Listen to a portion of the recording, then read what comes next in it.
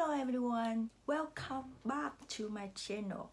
Today I want to show you how to DIY a balloon hula hoop wreath. All you need is a pie, 1.5 inch, 1/4 inch, clear tube, a double side of tape, connectors.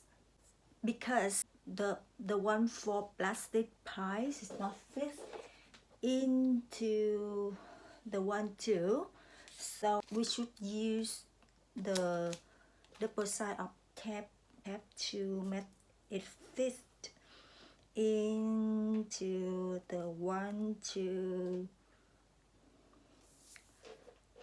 You can see.